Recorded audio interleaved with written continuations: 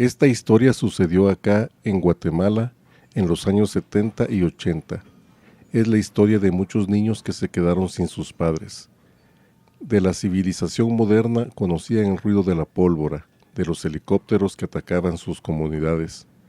Sandra García nos cuenta esta historia, en una fecha particular, de una organización que les dio protección, educación y enseñanzas en un espacio tan hostil como primitivo. Canción a los niños. Bajando los cerros por la veredita, va la Guadalupe con su Nicanor. Lleva en su canasta quilete y frijoles y algunas tortillas para Salvador.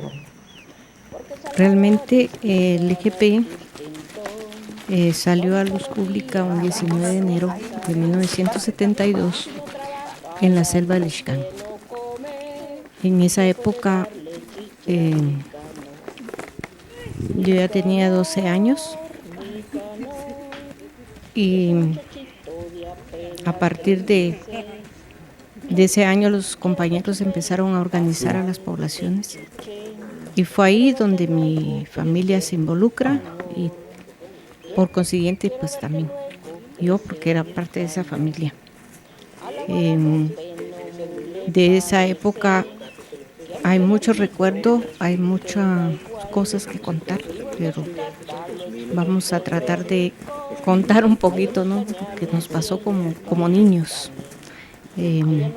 Realmente, en mi caso, pues me involucro desde 14 años. Fui correo primero de la guerrilla. Iba y venía a las poblaciones a traer ya sea comida, documentos o llevarlos. Y caminábamos un día para ir a traer comida. Iban mis hermanos, mis sobrinos y yo. Íbamos 4, todos en el mismo quehacer, aunque cuando llegábamos a las poblaciones nos repartíamos qué íbamos a ir a hacer cada uno para hacerlo rápido y regresar ese mismo día. Entonces nos agarraba la noche, nos teníamos que quedar a medio camino. Pero esa experiencia yo la tengo muy guardada porque mis hermanos pues eran mayores que yo y ellos lo que hacían que cuando pasábamos cerca del cerro donde estaban los tigres se ponían a correr y me decían, si no corres te va a comer el tigre. Y yo no les hacía caso, pues. Y ellos seguían en su carrera jugando, pero, o sea, para mí eso es algo que lo llevo muy en el alma porque pues ya no están mis hermanos. El ejército los mató y me quedé sola. Y después de eso ya vino todo el momento de la represión, de las masacres. Pero habían muchos niños que les pasó igual que a mí, que porque sus papás estaban, ellos también. Pero eran parte del trabajo que hacíamos nosotros en cada comunidad. Habían esos niños que eran correo, ¿no?, que eran los que apoyaban a traer la comida, a traer las comunicaciones y lo que fuera necesario para los compañeros que estaban metidos en la selva. Entonces, esa es una parte nada más muy pequeña de lo que yo puedo contar de esa infancia, que al final fue lo que me formó, porque no hubo una infancia realmente, pues. Se truncó por la guerra y tuvimos que irnos ahí sí que alzarnos en armas, igual que los adultos. Y nos tocó esa etapa muy dura. Pero también hubieron cosas buenas en medio de la guerra. Pues los niños teníamos oportunidad de ir a jugar pelota a algún lugar que los compañeros escogían que hubiera seguridad. Otra de las cosas que yo nunca voy a olvidar es que ahí me enseñaron a leer y escribir. Yo aprendí en la guerrilla a leer y escribir porque yo no había ido a la escuela. Entonces los compañeros nos daban 2 horas de clase y como no habían cuadernos ni lápices, se usaban pedazos de madera, que no era madera cerrada, era madera que se le sacaba las rajas a los árboles y se alisaban con machete. Y entonces en esas tablitas nosotros escribíamos con carbón. Y yo te juro que yo le agradezco a la guerrilla que me ha enseñado a leer y escribir, porque cuando tú no sabes leer y escribir, vives en un mundo diferente. Crees que la selva es todo, pero cuando ya aprendes a leer y puedes leer libros, te das cuenta que el mundo no es eso, que es mucho más. Y entonces tuvimos muchos casos de niños, ya después de que pasaron las masacres en la CPR, que los niños no sabían que había luz eléctrica, que habían aviones, que habían helados, que habían bicicletas, que habían carros. O sea, es otro mundo. Es una situación tan precaria del conocimiento del universo por el aislamiento que las comunidades han tenido por siglos, pues. Entonces, los que sabíamos que existían esas cosas les explicábamos, incluso así en la tierra, con un palo a uno iba dibujando cómo era y le decía, mira, este es un helado, y le dibujabas un helado y le decías, es de tal color o es de tal otro, y el sabor y todo. O sea, los niños que no sabían, ahí también aprendieron muchas cosas. Y eso creo que es bien importante porque la niñez, ahí es donde te marca, para bien o para mal. Yo tengo muy presente eso de los niños de la CPR. Yo ya era más grande y visitaba las comunidades cuando bajábamos a traer carga. Y entonces los niños, siempre que llegábamos nosotros, se ponían felices porque algo les llevábamos, algo les contábamos, y es una relación diferente que tenés con los niños que con los adultos. Y entonces, como no habían pelotas, entonces la gente lo que hacía era que les hacían pelotas de trapo y con eso se jugaba. Cosas muy simples, tal vez muy pequeñas, pero que para un niño tienen un valor diferente. Yo me acuerdo tanto cuando los niños dibujaban en el piso los helicópteros ametrallando. El general nos invitó a Cris y a mí a hacer un viaje en helicóptero sobre el área rural montañosa de Quiché, donde encontraban al enemigo con una lógica simple y letal. Cualquiera que corriera de nuestro helicóptero blanco Bell era de la guerrilla o era simpatizante. Acompañado de 2 francotiradores en la puerta y un oficial de inteligencia, el general Lucas García se sentó en el lugar del copiloto y dirigió el vuelo sobre las áreas rurales. Estábamos a 15 minutos de la capital provincial, volando a casi 500 metros de altura, cuando vimos a un grupo de mujeres que corrían para huir del helicóptero que se aproximaba. Ordenó al piloto que volara en círculo sobre los campos que estaban a nuestros pies y que se inclinara para que los francotiradores en la puerta pudieran ver mejor.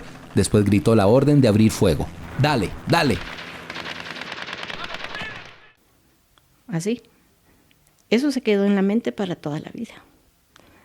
Dibujaban los aviones, dibujaban a los soldados, dibujaban a los muertos. O sea, es algo que no había una cámara, pues, pero estaban los ojos de los niños que miraban. Y eso se quedó. Y ahí en la tierra donde se borró, pero en la mente de ellos ahí está. Igual puedo decir yo de todo lo que viví cuando era niña en medio de la guerra. Muchas cosas las tengo en mi mente y no las puedo plasmar. Quisiera saber dibujar, pintar y poder trasladarla a un lienzo o a un papel. Toda esa experiencia, todo eso que viví, lo bueno y lo malo. Pero no lo logré. Pero aquí lo tengo en mi memoria todavía. Entonces la guerra nos marcó, o sea, esta generación, estamos marcados, porque estuvimos en el lugar donde empezó la guerra, donde nos tocó vivir cosas bonitas, cosas feas. Pero bueno, esa es parte de la vida. Y no lo podés borrar. Y tampoco es bueno borrarlo. Es bueno mantener la memoria de esa época. ¿Qué cantidad de niños habían en la CPR y también en la guerrilla? Fíjate que exactamente no te puedo dar un número, pero yo creo que había más de 500 niños, al menos a las poblaciones a donde yo iba. Y en la guerrilla hubieron muchos niños en el tiempo en que yo estuve, tal vez habían unos 15 niños que se habían ido a refugiar con nosotros porque les habían matado a sus papás. Entonces los niños no estaban ahí porque nosotros los habíamos traído, ellos llegaron a refugiarse con nosotros, porque ya no tenían casa, las casas eran arrasadas, quemadas. O sea, mi casa, donde yo crecí, donde yo vivía, la quemaron, no quedó nada. Así, lo único que quedó fue ceniza. Igual le pasó a esos niños. Y entonces ellos, como nos miraban que pasábamos por sus comunidades, nos buscaron y nos encontraron. Y por eso hubieron niños con nosotros. Niños que ahí se formaron, que ahí aprendieron a leer y a escribir. Y crecieron, se volvieron adultos. Unos se quedaron, otros se fueron. O sea, hubo de todo. Pero la raíz de todo ese problema siempre lo vamos a encontrar en lo mismo.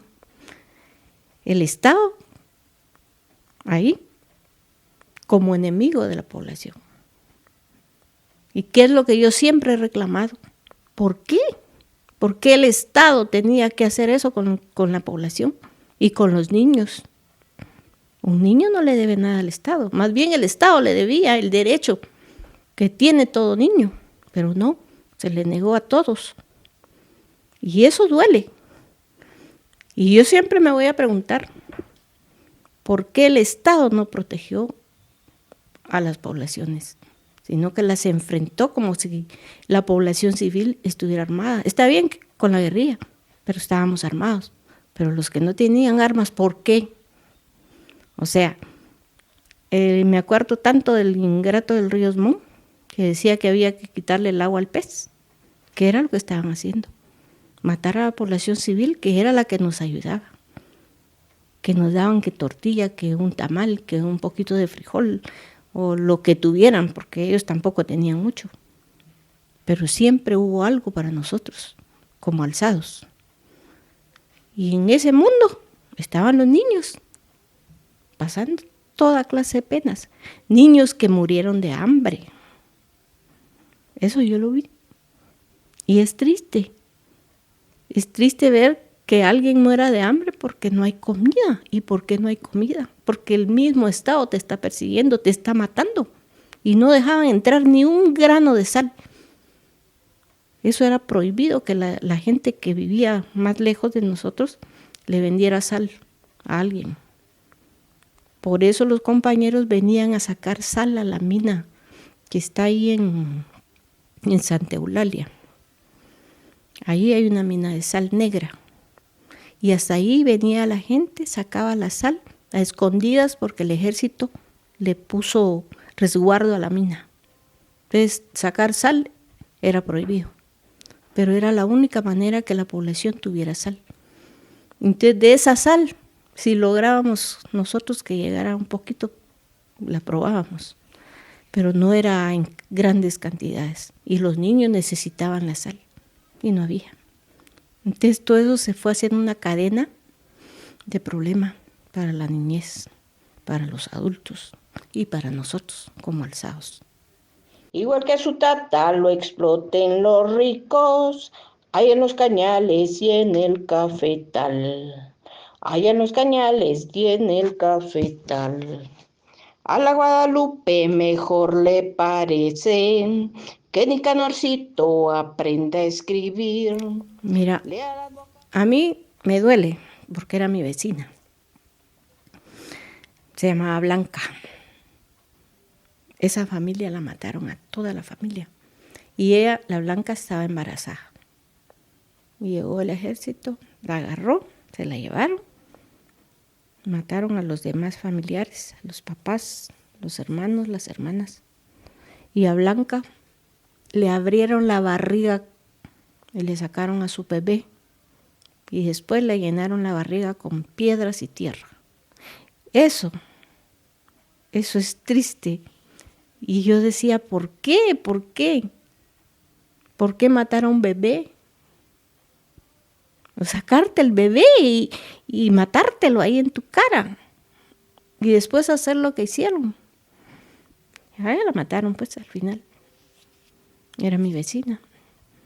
Tenía una hermana que se llamaba Vicenta. También la mataron. Y a sus hermanos.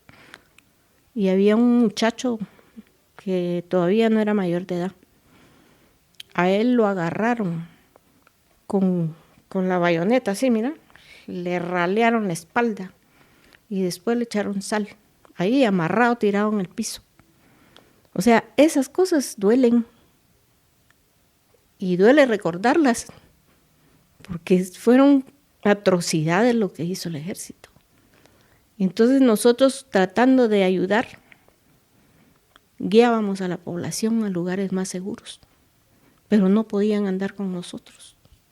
Entonces tratábamos de buscar lugares donde el enemigo no llegara.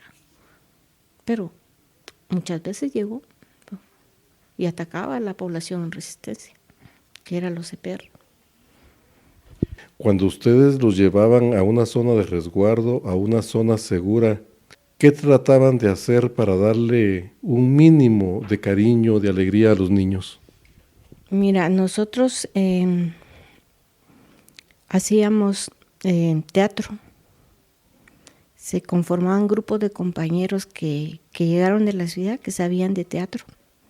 Y entonces hacían presentaciones para los niños. Y eso era muy bonito porque todos los niños llegaban, se juntaban en un espacio y ahí hacían las presentaciones, por lo menos para distraerlos un poco de su gran amargura y tristeza de cómo se vivía pues abajo de los árboles, sin comida, sin nada prácticamente, casi que con lo que andaban puesto. Entonces, esa era una forma de nosotros trasladarles un poquito de alegría. Y se organizaban los compañeros nuestros y iban a las comunidades a hacer ese tipo de actividades, a jugar fútbol, voleibol, o íbamos al río con los niños. Cosas simples, pero que para ellos tenían un gran valor. ¿Mantienes alguna amistad o relación con alguno de esos niños actualmente?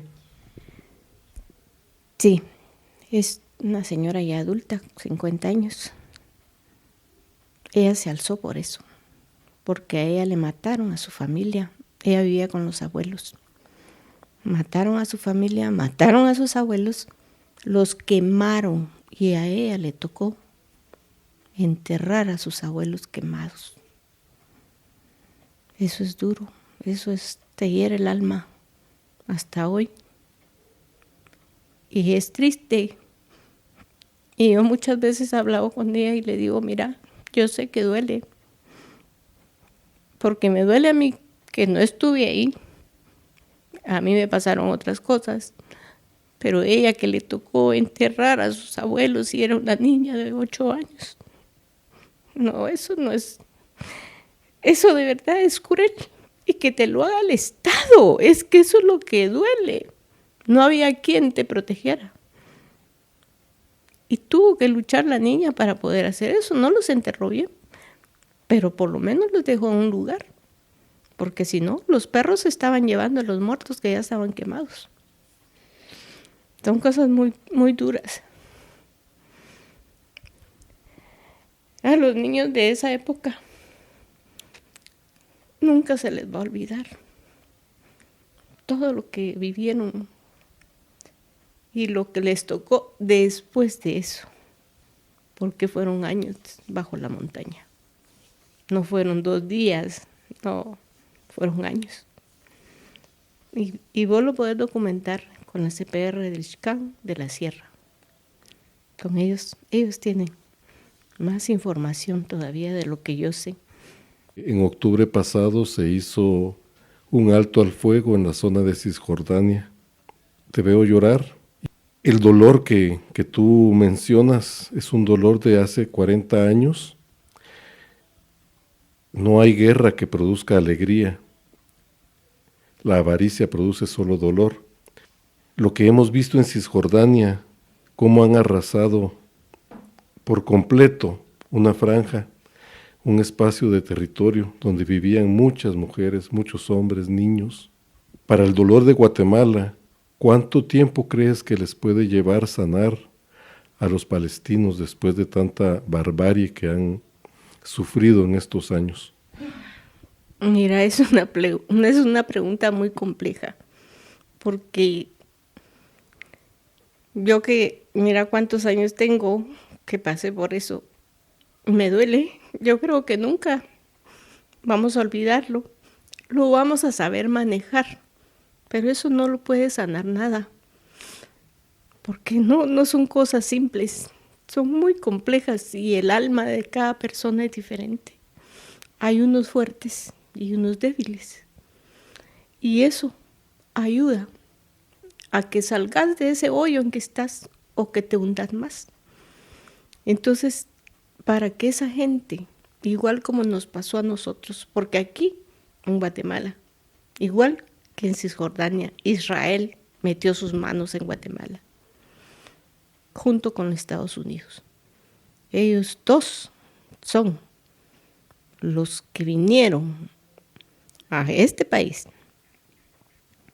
a entrenar a las tropas para adiestrarlas, para matar, para violar, para torturar, para arrasar. Todo eso lo aprendieron de los israelitas, porque Israel lleva más de 70 años masacrando al pueblo palestino. Entonces, sanar eso, no te digo que se sane, no se olvida nunca, ahí se lleva, aprendes a convivir con la gente de otra manera, con otra perspectiva, pero tu dolor ahí va a estar toda la vida, te mueres con eso.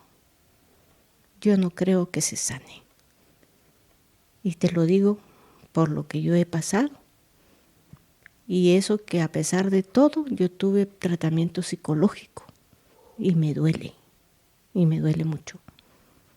Y esta población no está recibiendo tratamiento. Esta población está luchando y está resistiendo, como lo hicimos nosotros. Pero todas las guerras son dolorosas y tristes. Y más adelante luché con su gente y limpié su pueblo de la impunidad. Y limpié su pueblo de la impunidad. Muy pocas personas de las que son de mi edad y que son de los que vivimos en la selva, son pocos los que tengo contacto, pero yo creo que ellos se han preocupado de esa situación, de que sus nietos, sus hijos, por lo menos vivan mejor, tengan el conocimiento de la lectura, que puedan explicarles ellos como abuelos a los nietos lo que pasó, con mucho dolor, pero eso hace de que esta nueva generación que está pasando ya vaya pensando diferente, que vean de que sin la lucha estamos en el riesgo, porque las cosas no han cambiado en este país. Entonces ellos se han preocupado de que sus nietos vivan bien, en medio de la pobreza también, pero han tratado, y conozco a unas 3, 4 familias que han tratado de sacar adelante a sus hijos con mucha dificultad, pero el pasado está presente, eso no se borra, y ellos han pasado ese conocimiento a sus nietos, a sus hijos, ¿sí? Yo creo que es bien importante la memoria oral, porque desgraciadamente también hay muchos compañeros que no aprendieron a leer y a escribir. Entonces no tienen esa facilidad, pero sí tienen la facilidad de la palabra. Y la palabra es muy importante, porque podés hablar desde lo que sentís, podés transmitirlo, y esas generaciones lo van a llevar, y algún día podrán escribirlo. Sandra, yo lamento mucho haberte provocado estos recuerdos tan dolorosos. Yo también trabajo en memoria y me cuesta asimilar también las cosas que leo, las cosas que escucho, pero es importante pues seguir reproduciendo lo que se ha vivido, porque las tecnologías están apartando la memoria. O sea, hay información bastante importante que los jóvenes, los niños manejan, pero apartado de la memoria histórica, de algo que, como tú mencionas, no se ha sanado, de algo que los responsables no se han hecho responsables, y de las personas que se están responsabilizando están muriendo por vejez sin haber cumplido sus condenas o sin haber sido juzgados. Para concluir, yo quería preguntarte, ¿qué mensaje le darías no solo a la niñez, sino a las universidades, a los entes, a las organizaciones, para que se siga manteniendo esta memoria, para que no defraudemos a la sociedad con el conocimiento que tenemos y dejarlo en el olvido? Bueno, yo diría que, en primer lugar, la Universidad de San Carlos tiene alta responsabilidad de recoger esa memoria. La universidad ya no es lo que fue hace muchos años, pero yo espero que algún día cambie y puedan estas personas apropiarse de todos estos testimonios que hay en Guatemala, que son miles, y poderlo plasmar, poderlo llevar a las escuelas de primaria, secundaria, para que los niños lo conozcan, porque como dicen, lo que no se divulga, lo que no se dice o lo que se queda en el olvido, se borra. Y si se lleva escrito, la gente tiene la posibilidad de conocer la historia real, no la historia inventada por el enemigo. Tenemos que contar la historia real. Y esa es una responsabilidad de la San Carlos y de todas las universidades para transmitirlo. Desgraciadamente, el miedo hace que la gente no vea eso como una prioridad.